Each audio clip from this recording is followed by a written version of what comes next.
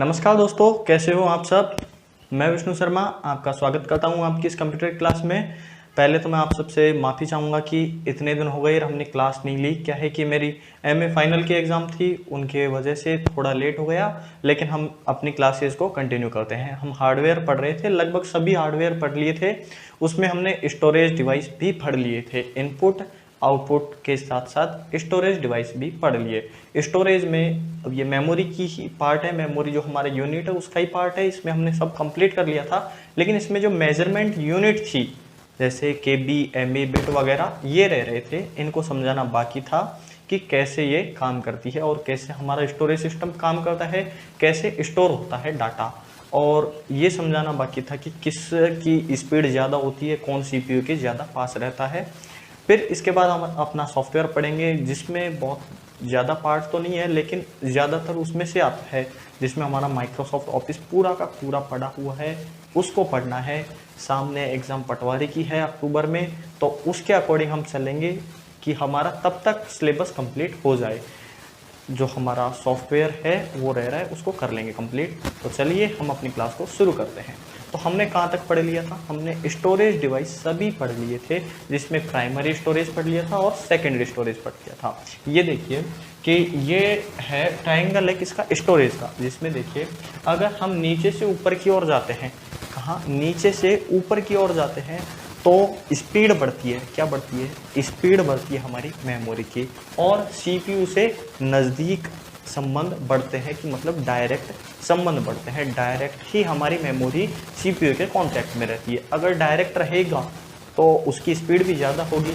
आपने देखा होगी, अगर आप कोई काम कर रहे हैं तो ऐसी चीज़ अपने पास रखते हैं जो बार बार काम आती है, तो वही होता है कि इनमें ऐसी चीज़ें ही होती है जो CPU को बार बार काम आती है। जैसे आप देखते हो बफर, सुना है आपने, बफर स्टोरेज का होता है। बफर स्टोरेज भी ये कैश मेमोरी, आपको ऊपर ही ऊपर रजिस्टर से नीचे कैश दिख रही है, उसके अंदर हमारा बफर स्टोरेज होता है। वो बफरिंग, यूट्यूब की बफरिंग होती है ना, वो आगे एक तो हमारा यूट्यूब में आपने देखा होगा ऐसी पट्टी होती है, उसमें एक तो हमारी प्ले की पट्टी होती है और एक सफ़ेद सफ़ेद पट्टी होती है जिसको बफर बोलते हैं।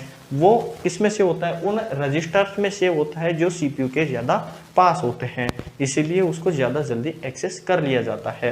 तो जैसे जैसे हम नीचे से ऊपर जाएंगे तो स्पीड बढ़ेगी और मेमोरी का साइज कम होता जाएगा। जैसे जो GB की है वो KB बिट बाइट में आने लग जाएगी।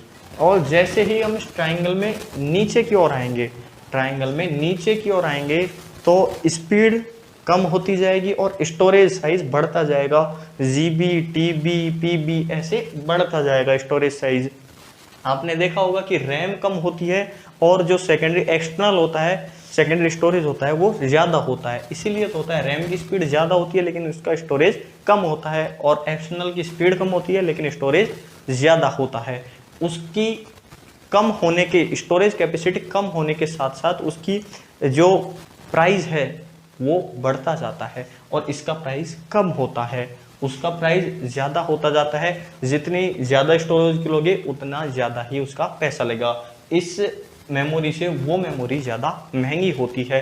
तो ये तो हो गया इसका एक हायरार्की हो गई कि कैसे हमारी मेमोरी CPU से नज़दीक रहती है, कितनी दूर होती है, उसकी स्पीड कैसे कैसे होती है। तो अब हम इसके बाद बात कर लेते हैं हमारे मेमोरी मेजरमेंट यूनिट्स की, कि कैसे बिट होती है, बाइट होती है, निब्बल होती है, KB होती है, MB, GB, TB, PB, सबको एक एक को एक्सप्लेन करेंगे, आसानी से समझेंगे। ये नहीं कि डायरेक्ट 1000 चॉइस वाला मैटर बता दिया, हर एस्पेक्ट से देखेंगे। 1000 चॉइस वाला आना बंद हो गया। अब तो डायरेक्ट पूछते हैं कि 1 TB में कितनी बाइट होती है, ना कि 1 TB में कितनी GB होती है। ये नहीं पूछते, वो डायरेक्ट पूछते हैं कि 1 TB में कितनी बाइट होती है। तो इसको समझेंगे हम। इससे पहले हम समझ लेते हैं कैसा हमारा स्टोरेज सिस्टम, कैसे इसमें डाटा स्टोर होता है। तो आपने सबने सुना होगा सबसे छोटी इकाई क्या है? स्टोरेज की सबसे छोटी इकाई होती है बिट। बिट के बाद बनता है निब्बल, और निब्बल के बाद बनता है बाइट। कैसे बनता है ये? बिट क्या होती है? बिट, इसका फुल फॉर्म क्या होता है? बिट का फुल फॉर्म होता है बाइनरी डिजिट। क्या होता है? Binary digit. बिट के अंदर होता क्या है? बिट के अंदर 2 डिजिट होती है बाइनरी। बाइनरी में कौन कौन सी डिजिट आती है? 0 और 1। इसमें डाटा स्टोर रहता है। अब यही तो बात है कि 0 और 1 में डाटा स्टोर कैसे होता है, समझ किसी के नहीं आया होगा। अगर आ गया है तो अच्छी बात है, लेकिन अगर अब तक आप नहीं समझे हो कि 0 और 1 में डाटा स्टोर कैसे होता है, अब ज़रूर समझ जाओगे। अब भी समझ नहीं आया तो कमेंट कर देना और लाइक कर देना वीडियो को, और वीडियो को ज़्यादा से ज़्यादा शेयर करना। मैं आपको समझाने वाला हूँ कि कैसे 0 और 1 में डाटा स्टोर होता है। जैसा हम जानते हैं कि बिट में बताया गया हमको पहले से ही कि 0 और 1 होता है, कैसे होता है। मैं आपको वही बल्ब वाला एग्जांपल दूं, जैसे आपको ज़्यादातर बताया होगा स्विच वाला।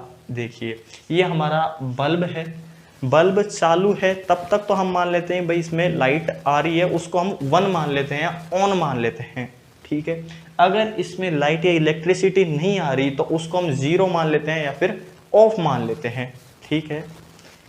अब मान लीजिए ये हमारी एलईडी डिस्प्ले है स्क्रॉलिंग वाली, इसमें हमने लिख रखा है वेलकम टू ओवर चैनल। आपने देखा होगा शादी पार्टियों में ऐसे कि फलाना फलाना परिवार आपका हार्दिक अभिनंदन करता है, बस वैसी ही एलईडी मान लीजिए। ये हमारा एक प्रोजेक्ट भी था, ऐसे हमने बनाया था फाइनल ईयर में।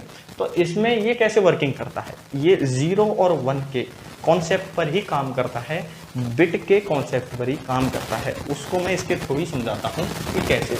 देखिए इसमें आपको बहुत जगह पर दिख रहा है कि ये पूरी मैट्रिक्स होती है, इसमें कई बल्ब चालू है कई बल्ब बंद है। तो बंद वालों में तो हमने क्या कमांड दे रखी है कि उनके पास 0 है, मतलब कि उनको ऑफ कर रखा है, और जो चालू है उनको 1 असाइन कर रखा है, जिसमें उनके पास लाइट जा रही है तो वो जल रहे हैं, जिससे हमारी ये फिगर बन रही है। इसके अंदर ABCD जो भी बना रखा है हमने, तो ये कैसे बनता है कि इसको एक सर्किट के थ्रू ऐसे लॉजिक दिया कि कई जगह पर तो उसको ऐसा डिजाइन दिया कि कई जगह पर बल्ब बंद है और कई जगह पर चालू है। जहां पर चालू है वो 1 है और जहां पर बंद है वो 0 है।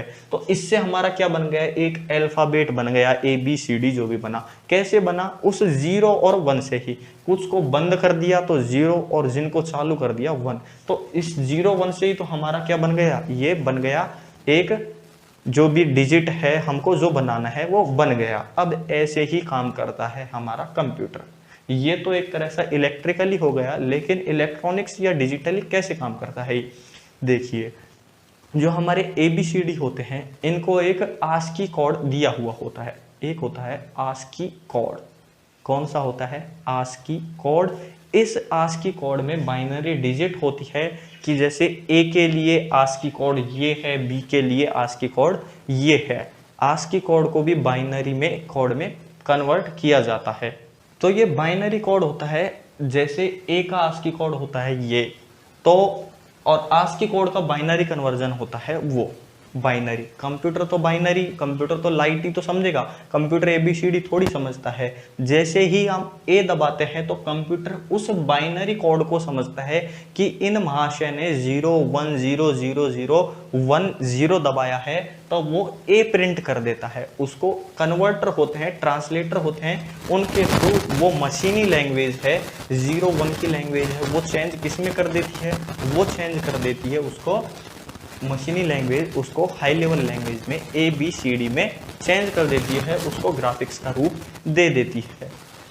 हमारे भी तो ट्रांसलेटर होते हैं। अगर मान लीजिए आपको हिंदी आती है, आपको इंग्लिश नहीं आती, तो आप गूगल ट्रांसलेट यूज़ लेते हो, आप हिंदी टाइप करते हो और इंग्लिश चेंज हो जाता है। वैसे ही आपने मान लीजिए अपने कंप्यूटर में दबाया ए प्रेस करते ही कंप्यूटर समझेगा महाशय ने 0 1 0 0 1 दबाया है, और उसको वो ट्रांसलेटर को देगा।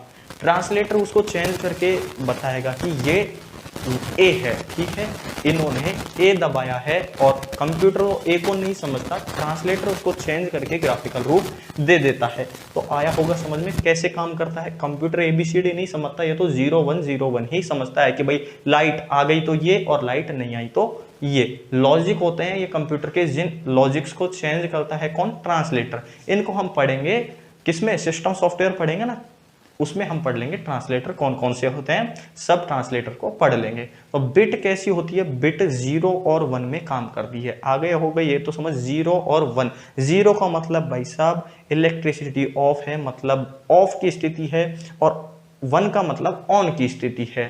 आ गया समझ। जैसे आप बल्ब को जलाते हैं, आपने देखा होगा वो बल्ब आते हैं टिमटिमाने वाले, आपने शादियों में देखे होंगे और दिवाली पर देखेंगे, उन बल्ब्स में यही लॉजिक होता है, 0 और 1 का ही लॉजिक होता है, जो आपके समझ आ रहा होगा। मैं समझा रहा हूँ, जो अगर समझ नहीं आ रहा तो कमेंट में डाल दीजिएगा और अच्छी तरीके से आपको समझा दिया जाएगा। तो सबसे छोटी इकाई कौन सी है? 0 और 1 वाली बिट। अगर हम 4 बिट को एक साथ रख दे तो वो क्या कहलाएगी? वो कहलाएगी निब्बल। क्या होती है? निब्बल। एक निब्बल इक्वल टू 4 बिट। और अगर 8 बिट होती है, 8 बिट बराबर होता है 1 बाइट। याद रखिएगा, बिट को स्मॉल बी से रिप्रेजेंट करते हैं, मतलब स्मॉल बी होता है वो क्या होती है? वो होती है बिट। अगर बड़ा बी आ जाए, कैपिटल बी आ जाए, वो होता है बाइट। याद रखना है, बिट छोटी होती है, बाइट बड़ा होता है, ऐसे याद रख लेना। 2 निब्बल बराबर भी 1 बाइट होता है, या फिर 8 बिट बराबर 1 निब्बल या 2 निब्बल या 1 बाइट। आ गया समझ?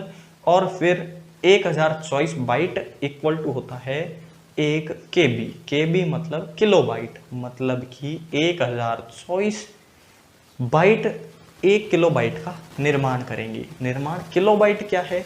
आपने डाटा भी तो देखा होगा, आपका मोबाइल इंटरनेट का डाटा जिसमें होता है केबी की स्पीड आती है, वो केबी वो भी स्टोरेज साइज ही है, वो कोई अलग थोड़ी है, वो भी डेटा की साइज ही है, वो भी स्टोरेज की ही साइज है। फिर 1024 केबी इक्वल टू होता है 1 MB, 1 megabyte. MB equal to megabyte. और 1024 MB इक्वल टू होता है 1 GB, 1 गीगाबाइट। क्या होता है? 1 गीगाबाइट। 1024 गीगाबाइट इक्वल टू होता है 1 TB, 1 terabyte. 1024 GB equal to 1 TB। 1024 TB equal to होता है 1 PB, PB equal to petabyte. और 1024 पेटाबाइट इक्वल टू होता है 1 एक्साबाइट, EB। ठीक है। और 1024 एक्साबाइट इक्वल टू होता है 1 जेटाबाइट। और 1024 जेटाबाइट इक्वल टू होता है 1 YB yottabyte. 1024 yottabyte equal to होता है 1 ब्रोंटोबाइट, 1 ब्रोंटोबाइट। और 1024 ब्रोंटोबाइट इक्वल टू होता है 1 जियोबाइट, ZB। याद रखना है, सबसे बड़ी स्टोरेज कैपेसिटी की जो रिप्रेजेंटिंग यूनिट होती है वो क्या होती है? 1 जियोबाइट। इससे ज़्यादा अभी तक डिवाइडेशन नहीं किया गया है, आपको याद रखना है। सबसे बड़ा स्टोरेज यूनिट क्या होता है? जियोबाइट। तो ये सब क्या थे? ये सब मेमोरी मैनेजमेंट यूनिट थे। आजकल इनमें से क्वेश्चन आने बंद हो गए हैं। हाँ, ज़्यादा से ज़्यादा ये पूछ सकता है कि सबसे बड़ी मेमोरी यूनिट कौन सी है, वो हो जाएगी जियोबाइट। लेकिन अब क्वेश्चन कैसे आते हैं? अब डायरेक्ट पूछता है इसमें कितनी बिट होती है, इसमें कितनी बाइट होती है। बस वही करने का तरीका मैं आपको समझाने वाला हूँ। आपको एक याद रखना है, उससे ऑटोमेटिक धीरे धीरे याद हो जाएगा। कैसे करना है यही मैं आपको समझाता हूँ। आप बताइए, 1024 बाइट में कितनी केबी होती है? 1 केबी होती है। तो 1 केबी में हम ये बोल सकते हैं कि 1000 बाइट होती है। 24 मतलब कि राउंड फिगर में ले लीजिए, 1000 बाइट बोल सकते हैं, या फिर इसको बोल सकते हैं 10 की घात 3। हम ये बोल सकते हैं कि 1 KB equal to 1024 bite. 1024 bite को हम राउंड फिगर में 1000 बाइट ले सकते हैं। तो इसको हम ऐसे लिख सकते हैं कि नहीं, 10 टू द पावर 3, 10 की घात 3 इक्वल टू 1 केबी लिख सकते हैं ना? बिल्कुल लिख सकते हैं। तो 1 केबी में कितने बाइट हो गए? 1000 बाइट, 1000 बाइट। ओके, आ गया समझ। अब इसके बाद उधर क्या था? 10 की पावर 3 थी। अब आपको क्या करना है, जैसे जैसे हमारी यूनिट बढ़ती जाती है 10 की पावर 3 को 3 इंक्रीज कर देना है। मतलब कि 1 केबी में कितना था? 1 केबी में 10 की पावर 3 थी। तो फिर 1 MB में कितना हो जाएगा? 10 की पावर 6, मतलब कि 1 मिलियन। 1 मिलियन मतलब 10 लाख बाइट हो जाएगा।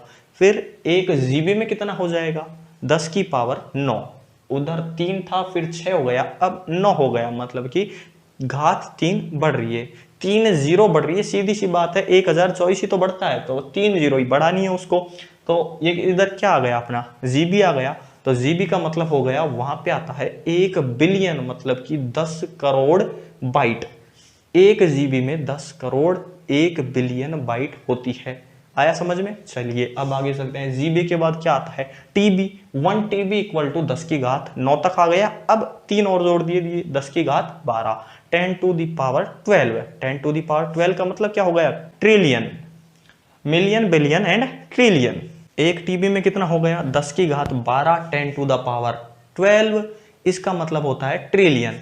एक केबी में होता है 1000, एक एमबी में होता है 1 बिलियन, एक जीबी में होता है, एक एमबी में होता है 1 मिलियन, और एक जीबी में होता है 1 बिलियन, और एक टीबी में होता है 1 ट्रिलियन। अब इसके बाद आगे आप बढ़ाते जाइए, जितने बढ़ाते जाओगे 3 की पावर बढ़ती जाएगी, फिर क्वाड्रिलियन, 4 ट्रिलियन, ठीक है, ऐसे बढ़ता जाएगा और लास्ट में आ जाएगा जियोबाइट। क्या आ जाएगा? जियोबाइट। ये देखिए ये टेबल है और जियोबाइट का कितना हो जाएगा? 10 की पावर 30, 10 टू द पावर 13, जिसको हम क्या बोलते हैं? जिसको हम बोलते हैं 1 नैनो मिलियन। क्या होता है? 1 नैनो मिलियन। ऐसे लास्ट जियोबाइट तक ही बताया मैंने, तो ऐसे बढ़ाते जाइए, लास्ट में आ जाएगा 10 टू द पावर 13, जिसको बोलते हैं 10 टू द पावर 30, मतलब 10 की पावर 30।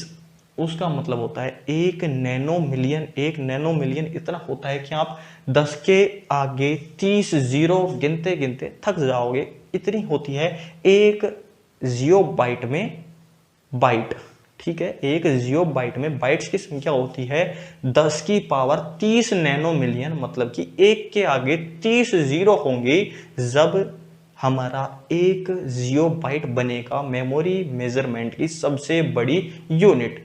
आशा करता हूं आपको जो समझाया वो समझ आया होगा। अगर समझ नहीं आया तो आपको क्या करना है? आपको कमेंट बॉक्स में जाके ये स्क्रीनशॉट ले लीजिए, कमेंट बॉक्स में जाके और कमेंट टाइप कर देना है कि सर मेरे समझ नहीं आया है, इसको एक बार फिर समझाना, ठीक है। हम आपको इसको ज़रूर से ज़रूर समझाने का प्रयास करेंगे, ठीक है। आशा करता हूँ आपको क्लास भी अच्छी लगी होगी, और क्लास अच्छी लगी है तो इसको लाइक करो, शेयर करो, और चैनल सब्सक्राइब नहीं किया है तो चैनल को भी सब्सक्राइब करो। आप स्क्रीनशॉट ले लीजिए, मैं तब तक साइड में हो जाता हूँ। स्क्रीनशॉट आपने ले लिया होगा। स्क्रीनशॉट ले लिया तो मैं आपको एक बात और बता दूं कि आप सोच रहे होंगे कि ये मेमोरी कैसे बनती है। मेमोरी बनती है भैया, जो भी सर्किट होता है ना, जो भी सर्किट होता है, आपके चार्जर का सर्किट मान लीजिए या फिर मोबाइल का सर्किट मान लीजिए, ये सब बने हुए होते हैं फ्लिप फ्लॉप से। किससे? गेट से बने होते हैं, लॉजिक गेट से। आपने 12th में पढ़े होंगे लॉजिक गेट। लॉजिक गेट बनते हैं ऐसे, हमने प्रैक्टिकल करके कई बार प्रैक्टिकल किया है कॉलेज में। आपको फोटो अगर देखनी हो तो फोटो भी बता देंगे अगली क्लास में कि कैसे प्रैक्टिकल थे वो। उसमें हमने गेट बनाए थे, लॉजिक गेट। ऐसे होते हैं लॉजिक गेट। इन लॉजिक गेट में लॉजिक लगा होता है, वही 0-1 का लॉजिक होता है, कुछ नहीं है। इस 0-1 पर ही पूरी इलेक्ट्रॉनिक्स, पूरा कंप्यूटर सिस्टम टिका हुआ है। इस 0-1 पर, उन लॉजिक से ही हमारा सिस्टम काम करता है। देखिए उन लॉजिक से हम बना सकते हैं फ्लिप फ्लॉप, ठीक है। फ्लिप फ्लॉप बिट को स्टोर रख सकता है, एक बिट को एक टाइम पे स्टोर रख सकता है फ्लिप फ्लॉप हमारा। फिर हम उसको किसकी सहायता से? एनकोडर डिकोडर की सहायता से चेक कर सकते हैं कि भाई इस बिट में है क्या, 0 है या 1 है। आई बात समझ में? क्या कहना क्या चाह रहा हूं? तो वो स्टोर कर लेता है। अगर एक बिट भी स्टोर हो रही है तो धीरे धीरे 2 बिट भी स्टोर होंगी, 3 बिट भी स्टोर होंगी। तो फ्लिप फ्लॉप होते हैं, लैच होते हैं। फिर इनसे क्या बनता है? इनसे बनता है रजिस्टर। रजिस्टर ज्यादा बाइट को स्टोर रखता है। रजिस्टर के बाद हमारी कैश मेमोरी बनती है, फिर प्राइमरी मेमोरी, रैम वगैरह ऐसे बनते जाते हैं, ट्रांजिस्टर बनते हैं। तो इनसे ही तो हमारा जो स्टोरेज सिस्टम है तैयार होता है। इनसे ही तो स्टोरेज सिस्टम तैयार हो रहा है, हमारा स्टोरेज सिस्टम तैयार हो रहा है। तो ये इनका बेस क्या है? इनका सब है लॉजिक गेट से बनते हैं, इनका सबका बेस लॉजिक गेट है। पहले समय में लॉजिक गेट बना बना के मेमोरी की साइज बहुत बड़ी कर दी जाती थी। अब तो एक ही चिप के अंदर छोटे छोटे लॉजिक लगाकर उसको ज्यादा ऑप्टिमाइज कर दिया है, छोटी सी कर दी है मेमोरी को, जिसमें हम बहुत सारा डाटा स्टोर कर सकते हैं। वरना पहले मेमोरी की साइज मैंने आपको पढ़ाया, पीडीएफ पढ़ाई, कंप्यूटर की पीडीएफ, जिसमें मैग्नेटिक ड्रम की साइज आपने देखी होगी, मैग्नेटिक टेप देखे होंगे, बहुत लंबे जो 300 फीट तक लंबे 300 मीटर तक लंबी होती थी, ऐसी आपने टेप देखी है। तो ये हमारा मेमोरी मेजरमेंट थे जो आपने देख लिया। स्क्रीनशॉट लेना चाहो तो इन यूनिट्स का एक बार वापस स्क्रीनशॉट, अगर नहीं लिया है तो इन यूनिट्स का स्क्रीनशॉट ले लीजिए और अगर आपको क्लास में कुछ समझ नहीं आया तो आपको टाइप कर देना है, बेफिक्र होकर टाइप करना है, हम आपको क्लास समझाएंगे। अगर आपको कोई कंप्यूटर से रिलेटेड कोई टॉपिक पर स्पेशल ही चाहिए तो उसके लिए भी हम आपको क्लास प्रोवाइड करवाएंगे। अगर अभी तक आपने चैनल को सब्सक्राइब नहीं किया है तो चैनल ज़रूर सब्सक्राइब करना और औरों से भी चैनल को सब्सक्राइब करवाना। क्लास को शेयर ज़रूर करना जिससे हमें मोटिवेशन मिले और हम ज़्यादा से ज़्यादा आपके लिए प्रोवाइड करवाते रहें क्लास, आपके सॉल्यूशन देते रहें, प्रॉब्लम सॉल्व करते रहें। धन्यवाद।